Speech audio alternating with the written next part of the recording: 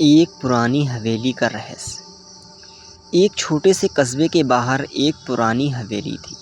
लोग कहते थे कि वहाँ रात में अजीब आवाज़ें आती हैं। कोई भी सूर्यास्त के बाद उस हवेली के पास नहीं जाता था।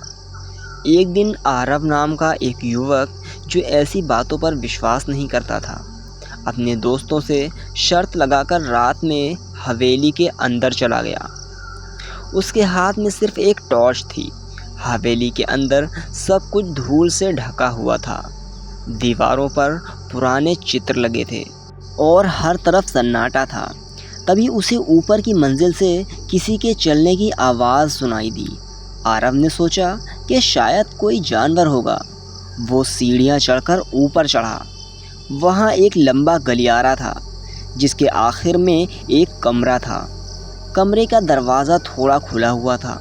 जैसे ही उसने दरवाज़ा खोला, उसे एक पुरानी डायरी मिली। डायरी के पहले पन्ने पर लिखा था, जो भी इस डायरी को पढ़े वो आधी रात से पहले इस हवेली को छोड़ दे। आरव बहुत ज़ोर से हंस पड़ा और डायरी पढ़ने लगा। उस डायरी में लिखा था, कई साल पहले एक हवेली का मालिक अचानक गायब हो गया था। लोगों ने उसे बहुत ढूंढा, लेकिन उसका कोई पता नहीं चला। अचानक आरव की टॉर्च बुझ गई। कमरे में घोपा घोप अंधेरा छा गया। उसे लगा जैसे कोई पीछे खड़ा हो। उसने घबराकर मोबाइल की फ्लैश लाइट जलाई।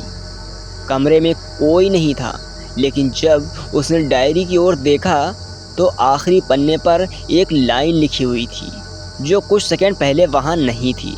उस लाइन में यह लिखा था, अब तुम्हें भी यहाँ से जाने नहीं दिया जाएगा। आरव के हाथ कांपने लगे। वह भागता हुआ नीचे आया और हवेली से बाहर निकल गया। अगले दिन वो अपने दोस्तों को लेकर वहाँ वापस लौटा, लेकिन जिस कमरे में उसे डायरी मिली थी, वहाँ कोई डायरी नहीं थी। आज भी आरव कसम खाकर कहता है कि उसने वह डायरी पढ़ी थी। और सबसे अजीब बात, उस रात के बाद उसके मोबाइल में हवेली के अंदर की एक तस्वीर मिली, जिसमें उसके पीछे कोई खड़ा दिखाई दे रहा था। लेकिन आरव उस रात हवेली में अकेले गया था। तो दोस्तों, अगर आपको ये हमारी रहस्यमयी कहानी पसंद आई हो तो इस वीडियो को लाइक ज़रूर कर दीजिएगा और हमारे चैनल को सब्सक्राइब ज़रूर कर लीजिएगा, ताकि मैं आपको डेली ऐसे ही रहस्यमयी कहानियाँ बनाकर देता रहूँ। चलता हूँ दोस्तों, नमस्कार, जय हिंद।